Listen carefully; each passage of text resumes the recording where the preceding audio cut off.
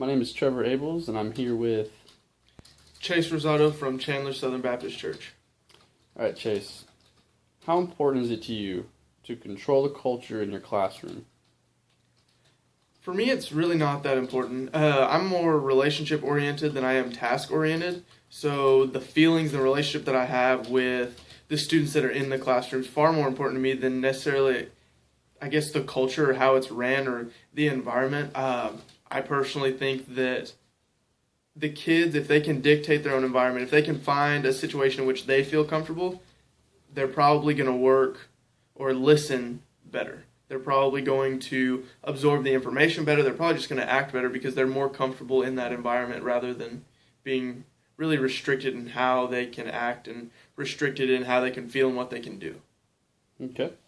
So when handling your students' problems, how important is it to you that these problems are resolved? For me, like when I'm solving their problems, it's pretty important to resolve their problems. If it wasn't, they probably wouldn't come to me. If they didn't have an issue, then they probably wouldn't come to me. So resolving those in a way that's satisfactory and ultimately helpful for the kids is beyond important to me. A lot of my job is done outside of a standard teaching setting because I can sit there and talk at somebody all day long, but when the kids need me to talk to them or listen to them, that's when I really have to work the most. So being able to be there and respond and, I guess, act appropriately in a way that helps them, that's unbelievably important to what I do. Okay, and your answer to that question, how does it affect the culture of your classroom? As far as affecting the culture, I think it sets a standard. I said that I want the kids to be comfortable in the environment that they're in. So if I were to deal with a situation in a way that they didn't find as satisfactory or they even found it to be just inappropriate in general or not helpful, then they wouldn't come to me. So as far as it affecting the culture, it sets a standard of what all the kids can expect from me. It sets a standard of what they can expect as far as how I can help them. Because if they look at how I respond to one situation and I'm not very helpful, then they're not going to expect me to be helpful when they need me. But if I do my best to stay as helpful and as caring as I can to one student, then it sets an expectation for all the others.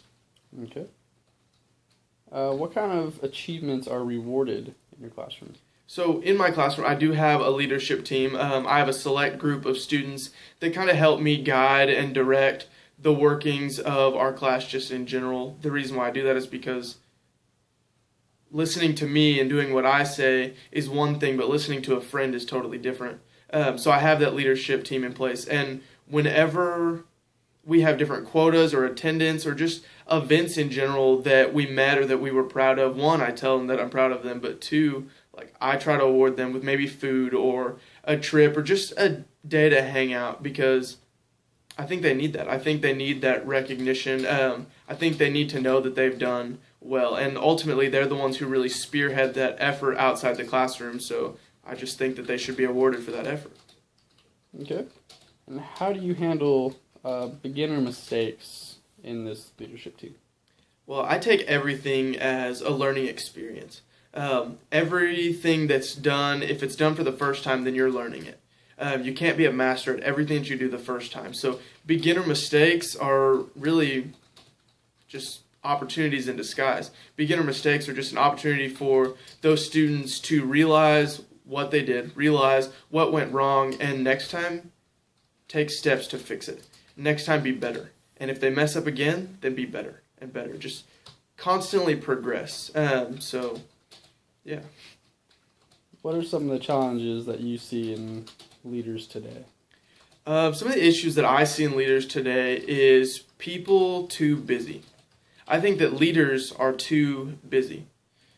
We put too much stuff into our schedule. We fill up too much of our time. We're just too busy. As I already said, I'm relationship oriented and not task. And do I think that things need to get done in a timely manner? Absolutely. But I can't be too busy to take care of those students.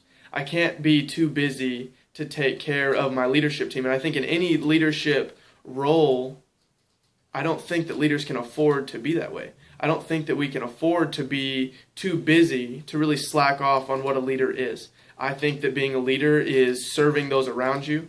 I personally believe in a lead from behind aspect where I get behind the people that I'm leading in order to push them further. So I think if I get too busy and I begin to just veer off and I just go on ahead of everybody because I'm too busy to worry about who's behind me, I think if I do that, then I'm no longer an effective leader. And I think that's an issue that a lot of leaders face today. One last question. Would you like to be taught by you? Would I like to be taught by me? Yes.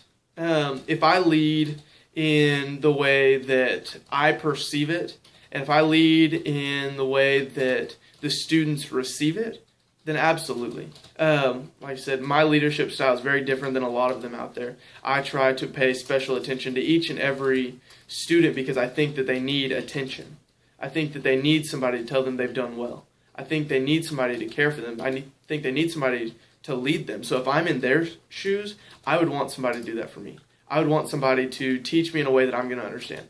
I would want somebody to lead me in a way that makes sense, but also betters me as a person. Not just, here are leadership principles, do this, but this is what I'm doing, I'll help you do the same thing. So I would love to be taught by myself just because, like I said, if I lead the way that I think I do, that sounds like a good leader to me. Somebody that actually cares about me and not about what needs to get done more than me. So yes. All right, thank you, Chase.